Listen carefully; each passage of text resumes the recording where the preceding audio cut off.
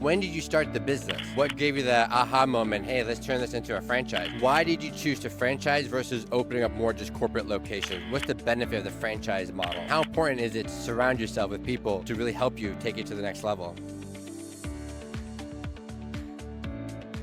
All right, you want to introduce yourself? My name is Duran CEO of Fitwise for kids. We are the fun that fits your kids. Amazing. So when did you start the business? We started the business all the way in 2012, believe it or not. Actually, didn't think about franchising for a while until later. What gave you the aha moment, hey, let's turn this into a franchise? We were going to franchise shows, we asked questions, did a lot of research, and I said, we got to do this. And the fire that put in our butt, basically, it was my gym, little gym, all these other gyms, there's hundreds of them out there. There's nothing like what we do. So that kind of gave you the extra tip of, hey, let's go out there and dominate and open for disruption. Absolutely, yeah. There's a need for it. Everybody talks about obesity, but it's not just that, inactivity. So you can be a skinny kid, but you have no activity. You're playing video games, being on the phone, at home, hours and pound hours and days, not even days. So we want them to get out, get active, be fit, but also work their mind. So we get fit and we get wise. So we teach about cooking, we teach about life skills, how to tie a tie, things that they don't teach at school anymore. So these are the things that we want to offer in the world, and I think there's a need for that right now. Why did you choose to franchise versus opening up more just corporate locations? What's the benefit of the franchise model? Well, because I'd rather have 1% of other people's energy than 100% of my own. I can't be everywhere,